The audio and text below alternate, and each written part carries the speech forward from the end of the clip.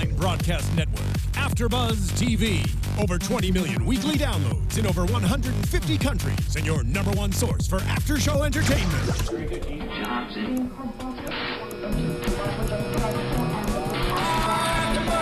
AfterBuzz TV, the destination for TV superfans, producing after shows for over 300 of your favorite TV shows, interviewing celebrities and showrunners, and bringing you behind-the-scenes exclusives. All thanks to E! Entertainment's Maria Menounos, producer Kevin Undergaro, and internet leader Akamai.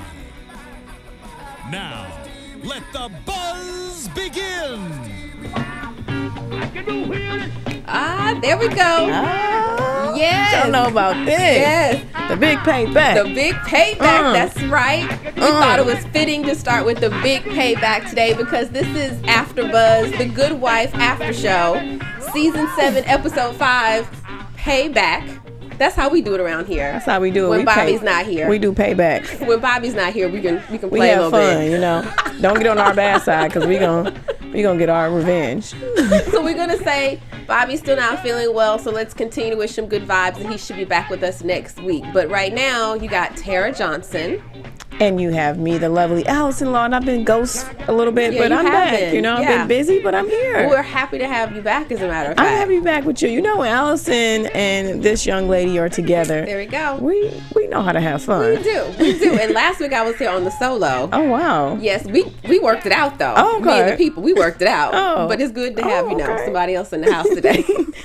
Won't be too bored. Right. The payback was today. So we saw a lot of new faces. Marissa came back. Love it when she's around. But let me just ask at the top. So, the payback. What do you think was the big payback in this episode? Hashtag, what was the big payback? Hashtag, what was the big payback? It's funny because when we started, I'm like, oh, okay, payback is about to be like, Yeah. So throughout as I was watching it, I was like trying to figure out what exactly is the payback. Was each scene a payback?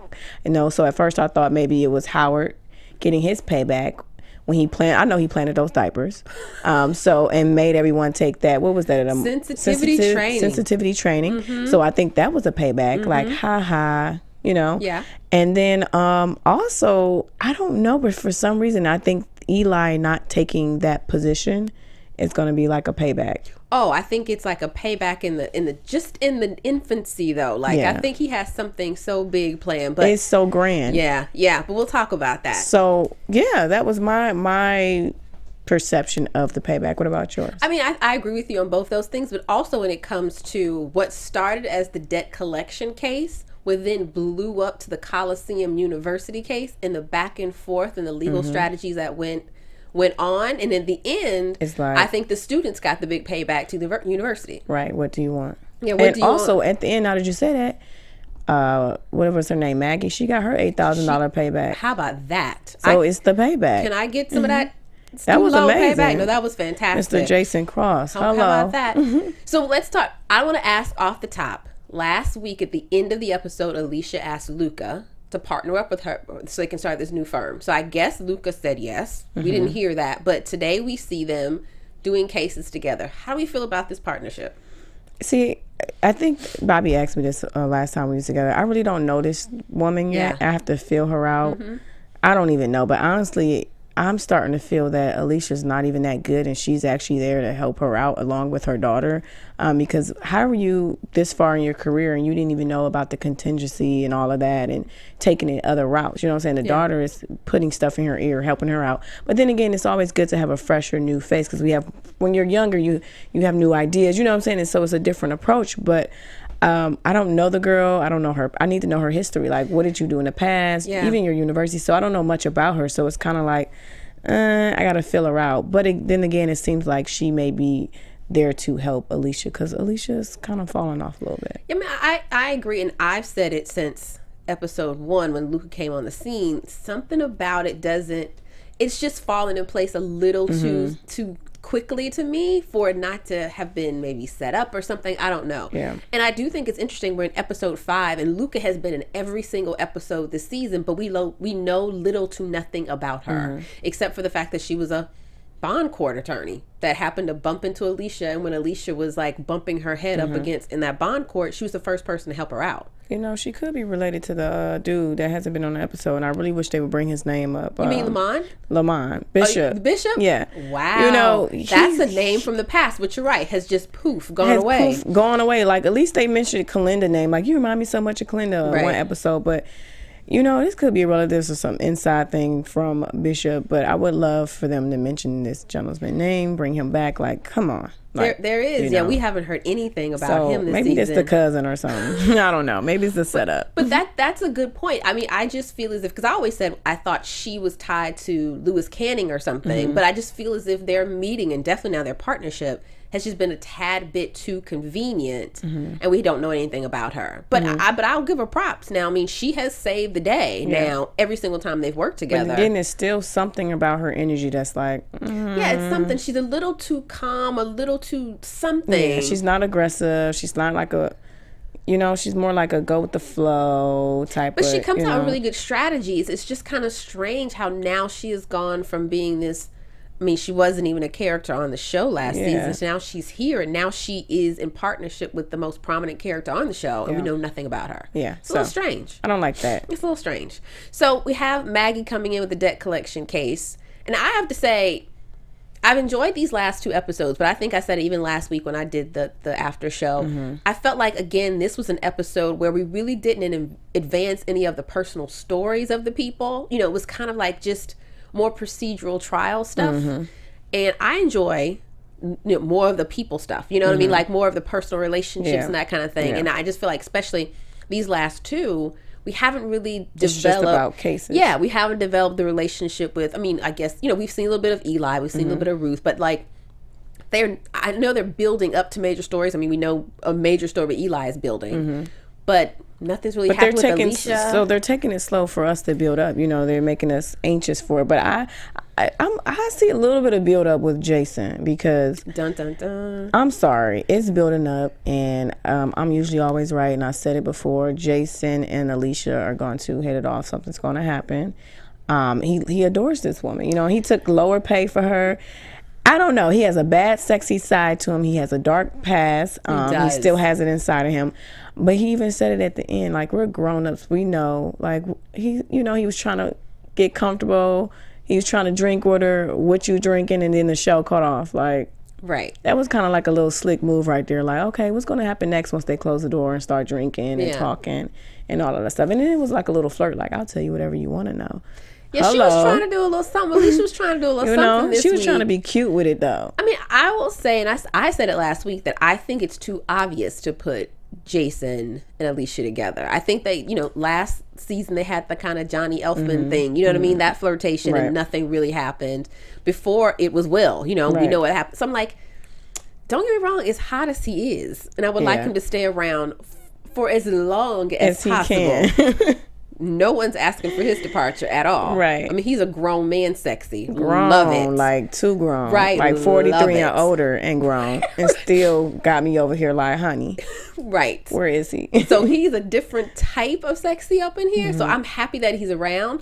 I don't know. It just seems a little too obvious for me to pair them together. But you do see the flirting, I do. You know, the minimum flirting. Like, I'm throwing it out there, but I'm still trying to keep it professional, as if it was just a friendly. But yet he did say you can ask whatever you want, flirting back then, trying to see what she's drinking. Like, that was a little, to me, I would have caught on to they're like, what we got going on? What's about to happen? You beating around the bush. Well, I have to say, this week was the first week and maybe Alicia's just not good at it, you know. Catching on. Yeah, or the flirting or whatever. Yeah. I definitely sensed some type of flirtation with her, and definitely attraction, especially when he called Maggie's debt collector in the beginning. Like, that was a straight power move. I was like, wow. That turned me on. I was sitting there like, ooh, if I could have a man like that. I was like, whoa. Bob did not know what was coming, what he was about to get. So I like his style, but I think that might be it as far as he's concerned. I get a feeling that's his style. Like, that's his charm. So you thinking that's just his personality, I do. His charm. I think that's his charm. And Alicia's going to fall for it, thinking, I'm flirting with you, and at the end of the day, he'll be like, look here, baby, I'm just cool. I mean, I fell for it. I fell for it. And I'm looking forward to falling for it again next week. Yeah. So I don't know, we'll see. Something about that guy, But I don't know. Somebody has to end up dating him. Like, you can't be on this show and not make out with somebody. Well, we have agreed. Like, we've talked about it, and even people out there have commented and said we need to see Alicia cut loose and do something like this season. You know, maybe he may trick us and go to Luca and we'd be mad. You know, because she's a little too quiet. So maybe he might spice up Luca world, because Luca seems a little bit boring, and here come this little bad guy with his little evil side. And, we just need some spice. Period. Yeah, period. I need something to go on. Period. I enjoy the cases because again, I think the Kings are taking the opportunity to speak about issues they care about. I mean, like, how prevalent is it today with the economy debt collectors? And we've heard about how abusive debt collectors can be, how far they can go, the things that debt collectors can do. See, with that issue, I wanted them to dig more instead of going to his house beating the life out of that dude, because I know he beat the money out of him. Right. You've seen in his eyes, his approach, which is fine. You know, he's killed people in his past life. Okay. But I wanted them to dig deeper into that case and go talk to this guy so I can know what he was doing. How was he scamming? What was the reason? Was you a former student? Like, it was weird because it kind of left us like, okay, that's the guy that's been doing this, but we had no answers as to why and how, you know? Yeah, more information for us to use on a day-to-day basis because it is so prevalent in today's society. Yeah. And that case developed from debt collectors to then going to Coliseum University, which so many people are just completely, you know, laden and burdened with student loan debt. Yeah. And that case got to me the most because I just recently consolidated all my loans and paid up a little bit of money here and there, and I'm like, this whole time all that money I sent, was I getting scammed? You know what I'm saying? Like, so that was kind of weird. It's a question everyone asks. I mean, especially now. I mean, I think 4 or 5 years ago when the economy tanked, students were graduating from college and then going straight into graduate school because they were like, I can't get a job. So this episode touched upon those type of issues again, which I found to be very interesting. They didn't add any, you know, life or, you know, Alicia didn't get any or anything like that, but I thought they were really prevalent cases and, you know, things that are in all of our minds. I wanted to know more. I wanted to know more about, I mean, as soon as they mentioned the debt strike, I looked it up online and I was like, are people really using this strategy? And I found several cases where people are actually, class action suits are suing their for-profit universities for these debt strikes. So it's real. The Kings have educated me in this episode. I don't know, but they definitely showed me something. So Marissa's back. Eli will not leave. Now, I just want to talk about it. Like, I love Marissa. I love her spunk. I love everything about her. The fact that she was going to come in and turn against her dad, like, Alicia, you know, fire him. He needs to move on, which I kind of agree what she was saying. And for Alicia to be like, you know what, I'm going to do it, because it kind of hurt her inside to do it. But for him to not take the offer and then come back in her house like, I'm here to stay, so you fire me, but I'm still going to be here. Right. It was kind of like, is it mentally better for him to leave and venture off, or should he stay? So I was confused during that whole time. Like, I don't know if he should, because that offer was great. Oh, of course. Working with a future prime minister. Oh, it was fantastic. I would have took it right away. Of course. And by Eli being very hungry and money hungry, not just money hungry, but just have that hunger, that was a great opportunity for him to come out on top. But then he was like, you know what, I'm not going to do it. So it was kind of like, you know, what's really going on with Eli?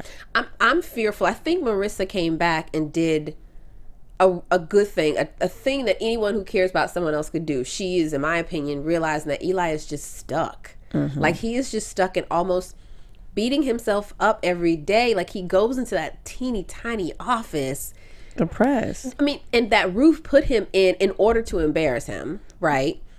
And he goes every day and he is just waiting for the opportunity to criticize what Ruth is doing, but that criticism isn't helping him. It isn't helping or hurting Peter's campaign. Because it's backlashing, like, and I seen it on his face. He was in the room after he got fired, and he's in there listening to this case with the kids, the students, previous students, and they're in there talking about it. And he's like, wow. You could see, like, the revenge on his face. I thought he was going to do something to Alicia, but he came up to her, was like, you know what? Do the debt strike. And he's knowing, like, that could, you know, mess up Peter, because he's trying to mess up Peter. And then it came back. Ruth comes in the office like, did you do that on purpose? Right. And now it's like backfiring everything right now. So he has an ulterior motive. Well, I have to say, Eli is, and I'm sure no one's surprised by this, but Eli is like 10,000 times more intelligent than me, because when he suggested the debt strike to Alicia, I thought he was really doing something beneficial to our case, which he was. I never put 2 and 2 together with Peter's stance on unions. Like, I didn't even go there. I was like, all right, Eli, I assume probably has some type of legal background or something. Who knows? But he's just trying to help her out because he's here, he's present, you know. But I don't think it hurt that much. Even though she did have the case, they were so effed up about the situation that they were like little puppies. It was in their hand like, what do you want? Yeah. So that's going to be done and over with, and you can't really bring it up no more. With Peter was like, okay, the case was dropped, or they won, or settled. Like, okay, move on. But I guess the thing is that the point that Ruth was making was that they're working very hard to prove to everyone that Peter and Alicia are this united couple. They even said it themselves. I mean, the guy asked Peter, well, asked Alicia, do you agree with Peter's stance on, the unions? And she was like, I do. I think he should, find more creative things. Mm-hmm. And then to find out that she is taking a stance in a very public case that goes against what he is saying, just put some, it's a field day for the press. That's I was kind of lost. Like, she was shocked. Like, the whole time, did you not know your husband was doing this? So why did you do the depth strike route? I have to say, I'm not surprised at all. I don't think... Because she was kind of confused. Like, oh, wait, you're doing that right now? Because I'm so supportive. Then when the guy brought it up, it was like, I didn't know nothing about it. I kind of looked stupid standing there. Like, you know what I'm saying? It was like, she didn't know. Well, I think, and I think I've said it a couple of times, I think what's going to happen as this campaign goes forward is that the facade that Alicia and Peter have put on about being this couple who are 100% united and sit down at Sunday dinner together and, sing I can't Kumbaya. believe they're still running with that this season. But that's the thing. I think it's going to fall apart, just because of something like that. I don't think, especially because Alicia had fired Eli, I don't think she had a clue as to what Peter is saying in the press. I could be surprised. We haven't seen Ruth or anyone come and prep her at all to discuss what Peter's talking about, or even Peter's strategy. I don't think she cares what Peter's doing. I mean, she don't. Grace is coming to her on a daily basis talking about we need bigger cases because we can't pay our bills. Like, right. She's not concerned about that at all. But if they can't pay their bills, why not Peter help out if y'all still married? And do you remember when Veronica, Alicia's mom, asked that question a couple episodes ago? It startles me, and that part is a tad bit unbelievable for me, because you have a man who's running for vice president, maybe even president, whatever. You got me messed up. I'm not about to still be your wife playing this game. Thinking about my bills is not an option, honey. That's what I mean. I'm sorry. What bills? I mean, I'm all for independence and trying to start over and make it your own. Together, and we trying to put this fake funk together, then you need to really have it going for real as far as my bills, because we're together. I agree. Society thinks that, so I shouldn't have to care for anything right now. I should just be focusing on building my company back up. I agree. I think it was a little far. I think her saying and feeling as if, and I'm sure everyone out there, if we're saying something wrong, they will let us know. But, they will let us know. Right. I know you guys let us know, and that's fine. But it's a little far-fetched for me to believe that Alicia's just completely strapped. Struggling. You know what I mean? Completely strapped and struggling in that, multi-million-dollar apartment in Chicago? I mean... Is that really a multi-million? I mean, it's a nice apartment. You making these fake offices up in there. I'd be like, can y'all move to something bigger? Well, it looks a nice place now. What, 2-3 bedrooms? Because she had a bedroom. Grace had a bedroom. She converted Zach's bedroom to her office. I mean, you're talking a 3-bedroom place on the north side of Chicago. I don't think it's, I think she's spending some money. Well, they should be in Peter's name anyways if they're married. Well, coming out of his account. Or they should have a joint account. I don't know. We need their accountant to call us and tell, right. She should not be struggling. It's a little hard for me to believe that she's struggling like that. Like, oh my gosh, I can't believe we're going to pay our bills. I do believe they may have separate finances, but again, if you're going to run this type of campaign, you're going to tell me that people aren't going to start digging and realizing Peter doesn't live in the same place as Alicia, right? Does he ever go to that apartment? We haven't seen him in that apartment with Alicia since what? Never. Like, I can't remember how long. So there's just so many unanswered questions that I think the press sooner or later is just going to get it's going to be a field day with. So they got to figure that out. Right. I think one of the most comical things that happened in this episode, what's your take on Howard and his ageism claim? Howard, this episode was a character. And he had me laughing, and it was all about him. And deep down inside, I honestly do think his feelings are hurt, because for him to go this far to do that, it's like he was wearing a mask, but like, you make a joke about something, but it's really like true sometimes. Like, I feel like it was true, like he's hurt by it.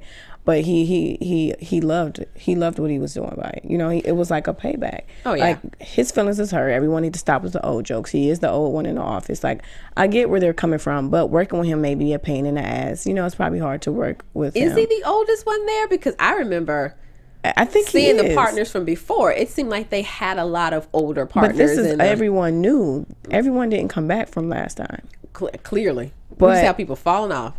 Honestly, I just feel like he was bored. He needed something to do.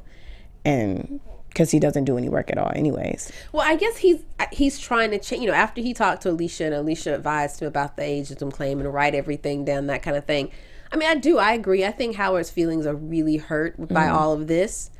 But, I mean, he doesn't want to admit that before he didn't do anything. I mean, now he's doing things. He's bringing that big union client. So this you know what I mean? I think by Carrie not bullying him, but picking on him and them going back and forth, this bickering thing, it made him actually start doing his work and start getting back on his grind. 100%. So he needed this to wake up because he was napping. He was asleep night, and he had to wake up. He had to, get some water spilled on his face for him to wake up and get back into the groove of things.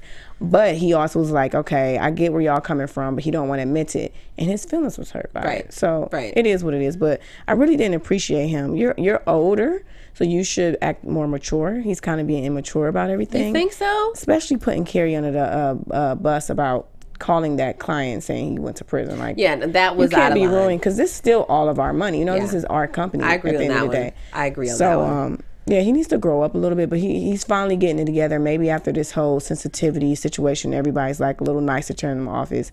Maybe he'll start being the old Howard.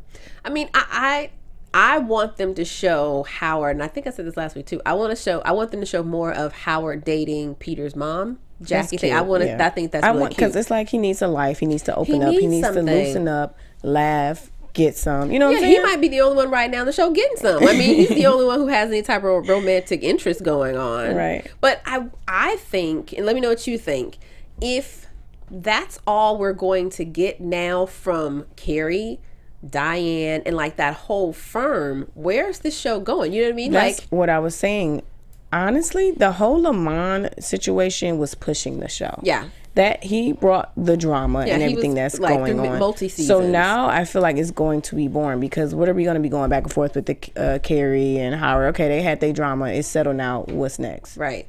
I just like something got to give. Something has to happen. Something with them has to happen. It's going to be boring to me, and I'm pretty sure I'm going to be falling asleep when I watch an episode. Well, I mean, the Kings are going to keep it interesting enough. But I mean, Carrie used to be a major character with something going on every week. And this season, we've seen him be next to, like, his character has next to nothing going on. The most exciting thing we've seen Carrie do this entire season is argue with Howard. Yeah. Right? That's what I'm saying. So is he's going to quit and go with Alicia or get frustrated? Like, it's something got to give. Like, I need some action. What's going on? And I do see something might be given because when Carrie pulled Diane aside and was like, are you trying to so that kind of made me be like, he kind of was like, hold up. And I like that about him because he was like, you trying to do something, I got some stuff on you too, you was participating. So that was a cool move. So it's kind of like, okay, maybe, but then it's still no more excitement. Like back in the day, Alicia had somebody to mess with her little toy. And we know Peter had his girl. So where's Alicia's toy? Like, where is? I don't know. There's nothing going on right now. Yeah, like, there's no heat. The daughter's all grown up now. It's like nothing. Like, is she gonna get a boyfriend? Like, is she gonna bring some excitement? Like, who's gonna bring the excitement for this? Besides the whole Eli trying to scheme, which is gonna be huge though. It's gonna be huge, but we need something else on the back burner to keep us going until we get to that fire. Can I ask a question? Does Grace go to school anymore? Did she graduate? Is she 18, about to go to college? I know she was close to graduating, but now all you do is see her being Alicia's receptionist. We don't see her with her church group anymore. Yeah. Like, we don't see her doing anything. She's there answering phones, paying bills, being the accountant. I'm just like, does she? She's an adult now.